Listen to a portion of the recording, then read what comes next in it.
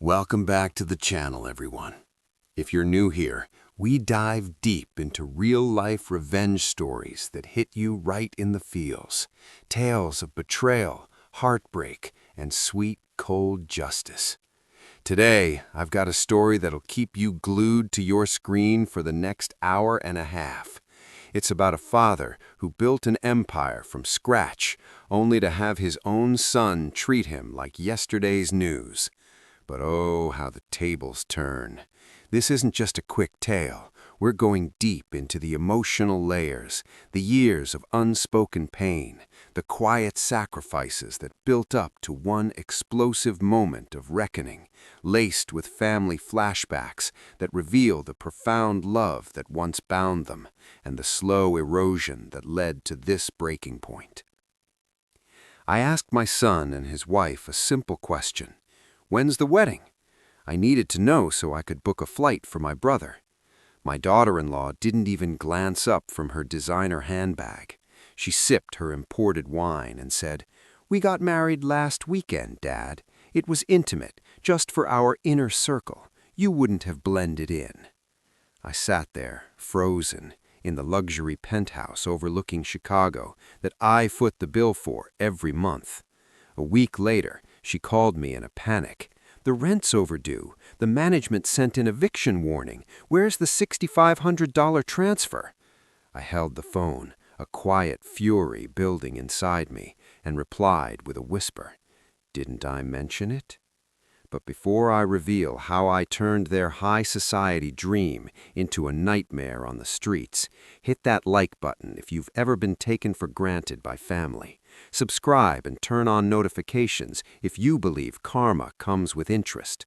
Drop a comment below. Where are you watching from, and what's the time there? It warms my heart to connect with you all. Now, let's rewind to that fateful dinner where my world shattered.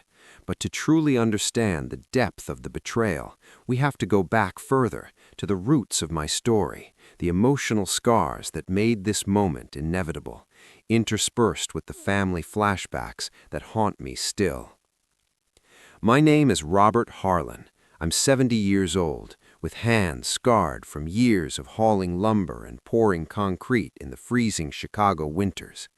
These aren't just physical marks, they're badges of a life poured into survival and success.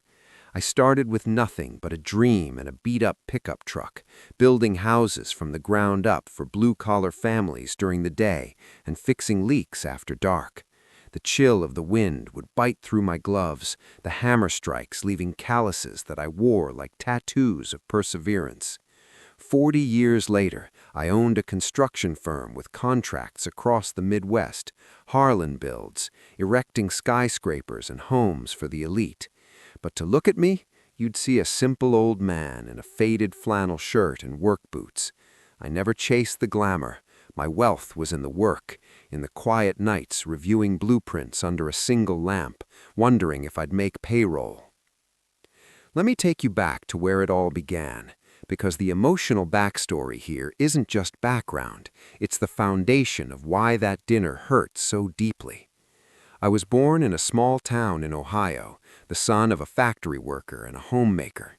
My father would rise before dawn, his calloused hands operating heavy machinery, while my mother mended clothes by lamplight. We had little, but we had love, a fierce, unyielding family bond that taught me the value of sacrifice. Flash back to my 7th birthday.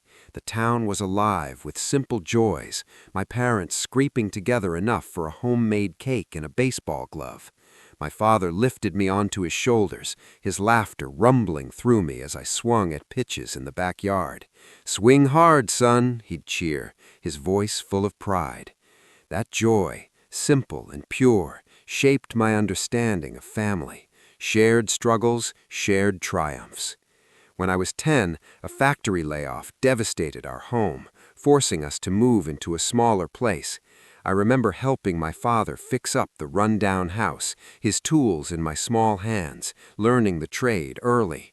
We lost comforts, but my parents rebuilt, nail by borrowed nail, neighbors helping with what little they had. That resilience became my inheritance, a lesson in rising from ruin. At 18, I moved to Chicago alone with $50 in my pocket and a heart full of dreams. The city was a beast, cold, unforgiving. I worked 3 jobs, laborer by day, janitor by evening, mechanic by night. The exhaustion was bone deep, but every paycheck saved was a step toward my own company. Flashback to my first winter in the city. Snow blanketed the streets, and I huddled in a tiny shared apartment, writing letters home by flashlight to save on electricity. "Dad, Mom, the skyline here is taller than mountains," I'd lie, hiding the loneliness that gnawed at me. Their replies, filled with encouragement, kept me going. I met my wife, Clara, in a crowded diner. She was a nurse, with gentle hands and a smile that lit up my darkest days. We married young, had Lucas at 22. Those early years were magic. Family dinners of meatloaf and potatoes, laughter echoing in our tiny apartment. Flashback to Lucas's birth. The hospital room smelled of antiseptic, Clara holding my hand as our son let out his first cry. "He's perfect, Robert," she whispered, tears in her eyes. We named him after my father, a bridge between generations. Nights rocking him to sleep, Clara singing lullabies in her soft voice, filled me with a warmth that no amount of money could buy. But Clara's death from cancer at 45 shattered us. Flashback to that fateful morning, I found her weak in bed, her hand cold in mine. The ambulance wail pierced the air as I held Lucas, then 23, both of us sobbing in the waiting room. "Mom's gone," I told him, the words tasting like ash. We clung to each other at the funeral, rain mixing with our tears, promising to honor her memory. I was left alone to raise Lucas, pouring my grief into the business. Every building erected was a tribute to her, a way to keep her memory alive through the structures we dreamed of. Lucas grew up on job sites, his little hands holding tools, his laughter mixing with the hum of saws. Flashback to his 5th birthday. We closed the site early, turning it into a playground. Lucas, covered in sawdust, helped me build a toy fort, beaming as we hammered the last nail. "This is the best day ever, Dad," he beamed, hugging me tight. Those moments built our bond, or so I thought. Each slight in later years felt like a betrayal of that innocence. But as Lucas grew, the city changed him. High school introduced him to wealthier friends, their fancy cars and effortless vacations. He began to pull away, embarrassed by my work clothes, my rough accent. Flashback to his 16th birthday party. I surprised him with a backyard barbecue, inviting family, but he stormed out, tears of anger. "Dad, why can't we go to a fancy club like my friends? This is embarrassing." His words cut deep, echoing the class clashes I'd faced as a newcomer. "Lucas, this is our tradition," I pleaded, but he slammed the door, leaving me alone with uneaten burgers. I worked harder, expanding the firm, buying properties quietly through Harlan Holdings. By his college years, I was worth millions, but I kept it hidden, teaching humility. I paid his tuition, his dorm, his startup ideas. Brittany entered the picture, a slick influencer with big dreams but no grit. They moved into the penthouse I rented for them, actually owned by me, to build their brand. I subsidized it all, thinking it was love. But love shouldn't feel like a transaction. Each ignored call, each forgotten holiday chipped away at my heart. Flashback to last Christmas. I cooked a feast, waiting for them. Hours passed. A text arrived. "Busy with events, Dad. Merry Xmas." I ate alone, the tree lights blurring through tears, remembering Christmases with Clara and young Lucas, Carl's spent caroling around the neighborhood. The emotional toll built slowly. Missed birthdays, curt calls, the way Lucas's eyes glazed over when I shared stories of my struggles. Each slight was a crack in my heart, widening over years. My son, Lucas, and his wife Brittany were the opposite of me. They thrived on appearances, Instagram posts of yacht parties and Michelin star meals carefully curated to scream success. But behind the filters was my money, my sweat. It was a crisp May evening when I sat at the marble dining table in their Lakeshore Drive penthouse. The floor-to-ceiling windows framed the glittering lake, a view that cost $6,500 a month.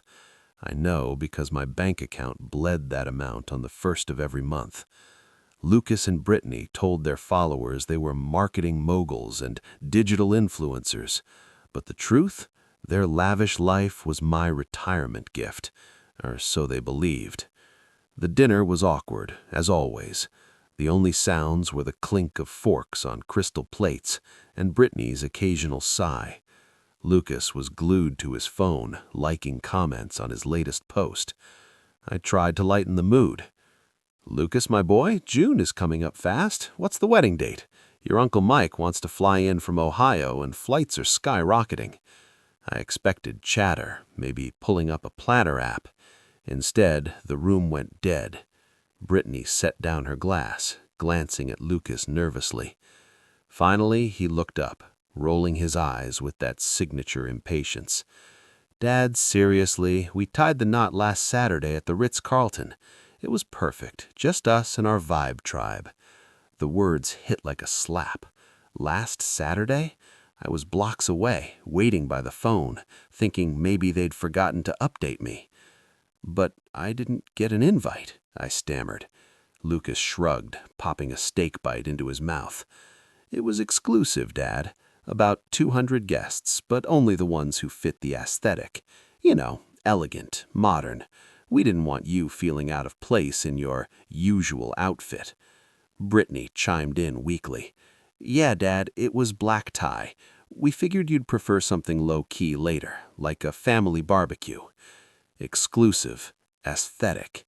The ring on Brittany's finger, a $50,000 diamond I'd funded when Lucas begged for the perfect proposal, sparkled mockingly under the chandelier. In that moment, flashbacks flooded me. Lucas as a child, clutching my hand after Clara's funeral, promising we'd always be together. The nights I skipped meals so he could have baseball gear. The pride when he graduated, my tears mixing with joy. Flashback to his college graduation. He walked the stage, diploma in hand, and ran to me first, hugging me fiercely. "I did it for you and Mom, Dad."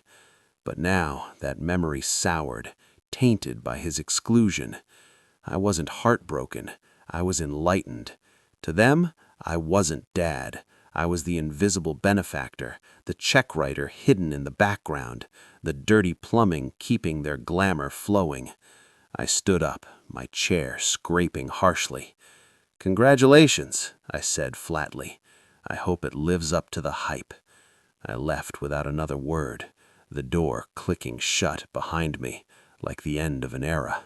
As I walked the bustling streets, the neon lights blurring through unshed tears, more memories assaulted me. Flashback to a rainy Sunday when Lucas was 8. We built model cars from kits in our garage, telling stories of Ohio's fields. "One day we'll drive there together, Dad," he promised, his eyes wide with wonder. But we never did. His interests shifted to luxury cars funded by me without invitation. Each flashback contrasted sharply with the present, amplifying the pain. I wasn't family, I was utility. As I rode the elevator down, the city's hum outside felt distant. They thought I was just Robert, the retired contractor with a modest pension.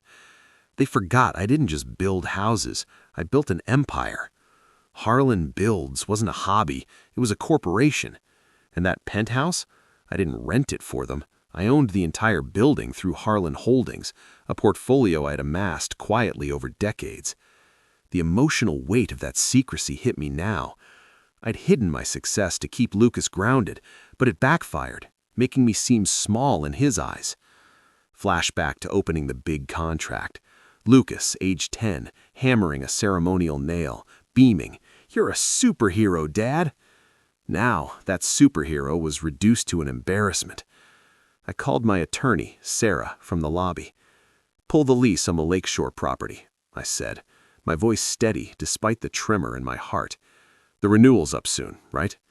"Yes, Robert." "Auto-renew like always?" "No," I replied, staring up at the glowing penthouse lights.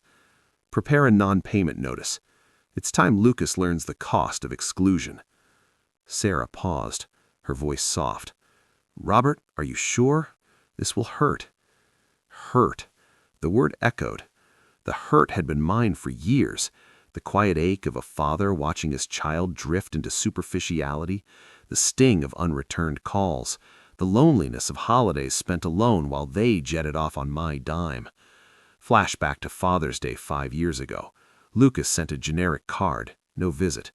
I sat on a job site, surrounded by workers, feeling the void where my own should be.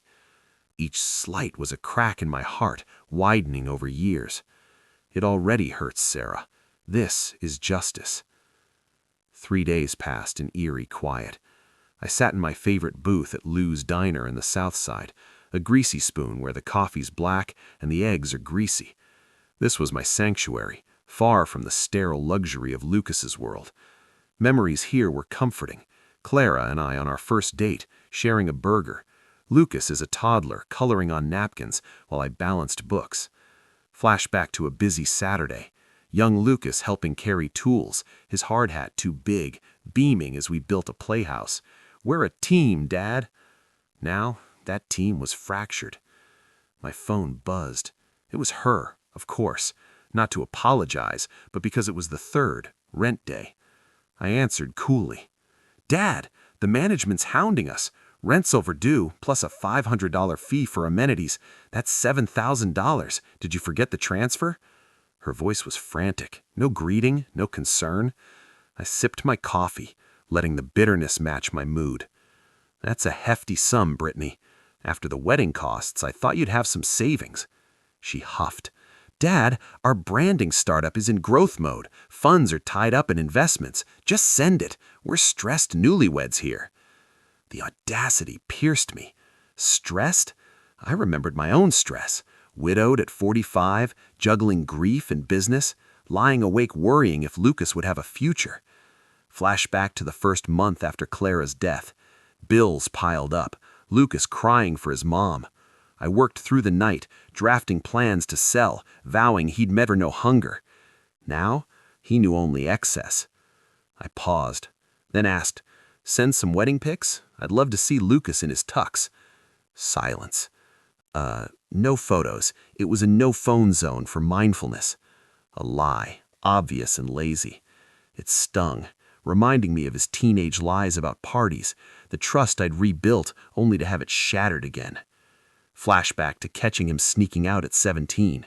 We argued, but ended in hugs, me forgiving because you're my everything, son. Now, forgiveness felt like folly. I ended the call with, "I'll check my account." But I didn't. Instead, I called a tech-savvy neighbor kid to pull up Brittany's Instagram. Public, of course. Her brand demanded visibility. Hundreds of posts. The Ritz decked in roses, a band, guests in couture, a video of Lucas's toast. To Brittany, my self-made partner who built this life from nothing but ambition. Cheers erupted. They erased me, the man who funded their ambition. Tears welled as I scrolled. There was Lucas in his tux, radiant. The same eyes that once looked at me with adoration now sparkled for strangers. The emotional backstory flooded. His first word, data. His prom night, me tying his tie with trembling hands. The day he left for college, my empty house echoing with loss. Flashback to his first school play. He played the lead, forgetting lines, but I clapped loudest. His post-show hug whispered, "Thanks for believing in me, Dad." Now, he didn't believe in me enough to include me. I'd given everything to see him shine, but he dimmed me in return. Rage simmered, but I channeled it. No more transfers. Let gravity do the work. 2 days later, I visited the building for maintenance. The locks were changed, a fancy keypad system. Laughter leaked from under the door. Brittany's voice. Can you imagine Dad at the Ritz, in his work boots? He'd kill the vibe. Lucas: yeah, he's our rainy day fund. One sob story and he'll cave. The words were daggers, twisting in old wounds. Flashback to Lucas's 21st birthday. I surprised him with a trip to Ohio, visiting my childhood town. We walked the fields, his hand on my shoulder, listening to stories of my parents. "This is where I come from, son. It's in you, too." He cried, hugging me. "I love our roots, Dad." Now, those roots were severed. I didn't knock. I called Sarah. Initiate eviction protocols. Treat them like any delinquent tenant. Sarah hesitated. "Robert, that's your son."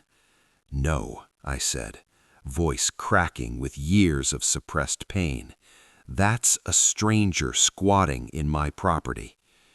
We owned 10 buildings across Chicago, worth over $80 million. Lucas saw me as a pushover. He'd learn otherwise. The decision wasn't easy. Nights were spent in tears, questioning if I was too harsh. Flashback to family vacations in the early days. Clara, Lucas, and I at the lake, his squeals as we fished, bait sticky on our fingers. "Best family ever," he'd declare. But remembering my parents' lessons, respect is earned. I pressed on. By the 10th, panic set in. Brittany called, hysterical. "Dad, cards are declining. Rent portal shows delinquency. Fix it." I feigned confusion. "Economy's tough, son. Pensions delayed." "But we're entrepreneurs. You always help." "Then act like it. Budget. Sell something." Lucas grabbed the phone. "This is because of the wedding, isn't it? You're bitter." "Not bitter. Broke. Or so you should assume." I hung up. Henry, the manager, slid the notice under their door. They scrambled. PI reports showed Brittany pawning jewelry I'd gifted. $3,000 for a necklace worth triple. Each item was a memory. The necklace for her birthday, bought after a double shift. Flashback to that day. She opened it, eyes lighting up. "Dad, it's beautiful. You're the best." Now pawned without a thought. Lucas begged friends for loans. Doors slammed. They scraped $7,000 from pawn sales and credit advances, paying just in time. But next month loomed. The emotional toll on me was immense. Sleepless nights, reliving their laughter, questioning my fatherhood. Flashback to Lucas's first heartbreak at 19.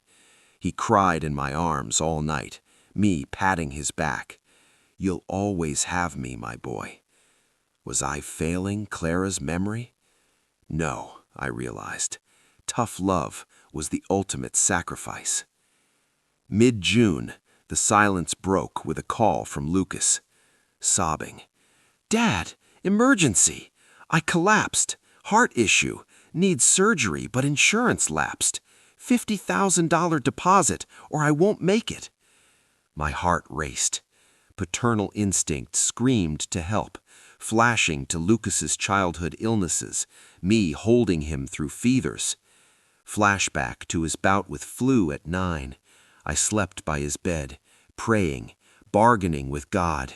Take me instead. But Sarah, sensing fraud, checked. Photos.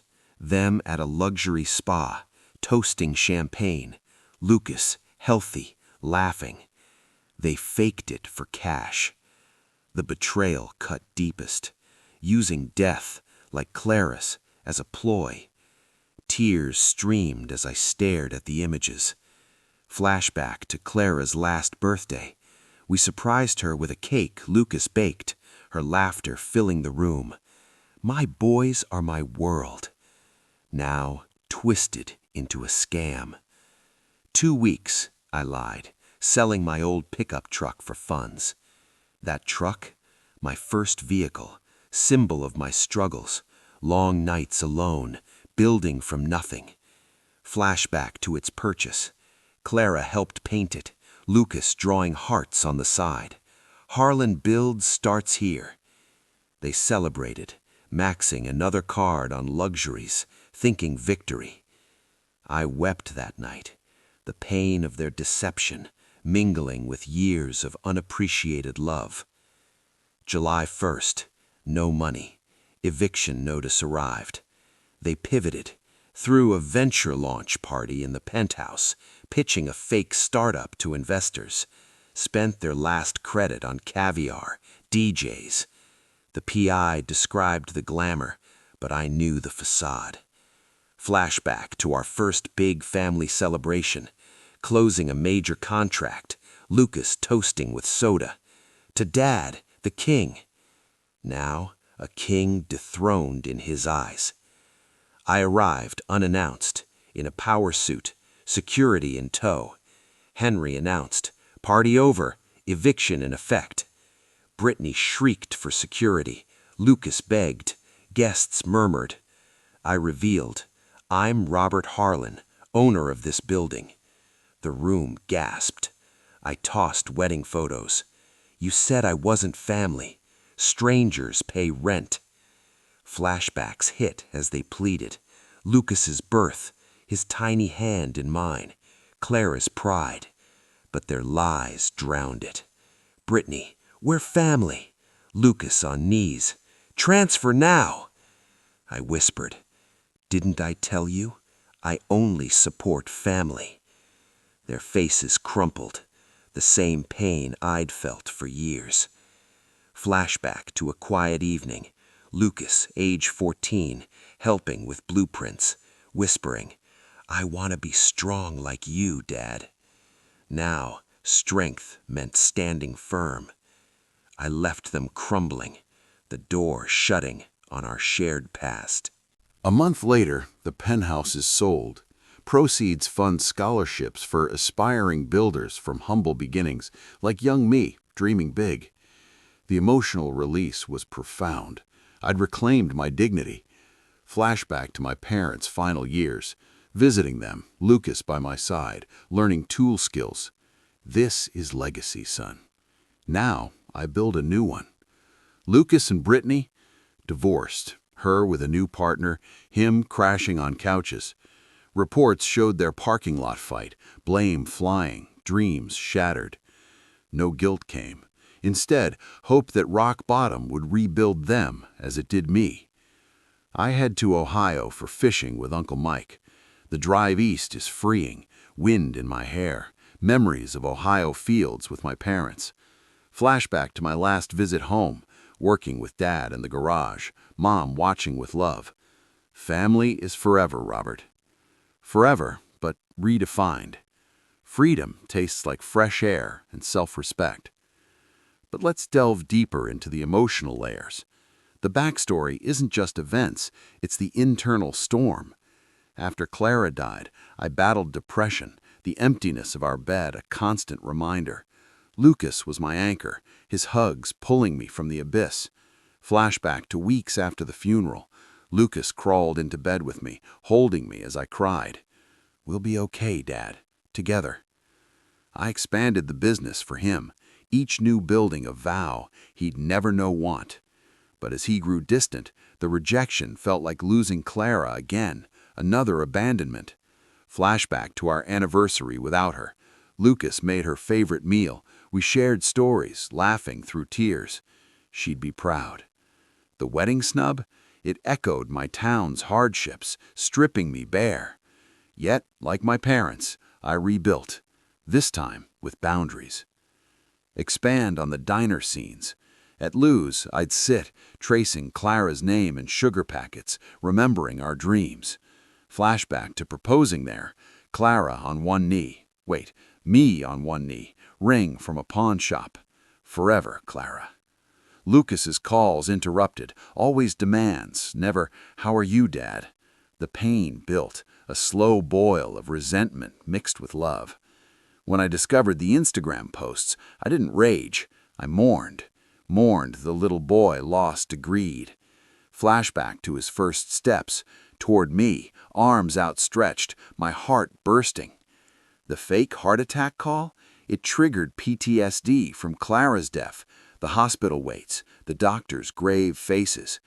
Flashback to that night, doctor's words, Lucas's small hand in mine. Their con was cruel, exploiting my deepest fear. Lying about the truck sale was my turning point. That vehicle represented my independence, my rise from poverty. Flashback to its first day, family piled in, driving through the city, Lucas yelling, "Adventure!" Sacrificing it symbolically was my final test. They failed. The party confrontation, walking in, suit armor against vulnerability, seeing Brittany's fury, I saw my young self, ambitious but kind. Lucas's screams echoed my inner screams over years. Flashback to his first job on site, proudly hammering, tipping me at day's end. For you, Dad. Revealing ownership wasn't triumph, it was release, severing the toxic bond. Their begging, it mirrored my pleas to the universe after Clara's death. But I chose self-preservation. Flashback to a storm in Ohio, huddled with family, emerging stronger. Post-eviction, the quiet was healing. I visited Clara's grave, whispering, "I did it for us." Flashback to our wedding, vows under an oak tree, promising eternal support. The scholarship fund? Its legacy, helping others as no one helped me. Seeing young builders thrive mends my heart. Lucas's silence hurts, but it's his journey now. Flashback to his leaving home. "I'll make you proud, Dad." Perhaps one day he will. The hardest build was my spine to say no. Unconditional love isn't endless funding, it's teaching self-reliance. If this resonated, like and subscribe. Share your tough love stories below. Until next time, remember, respect is earned, not bought.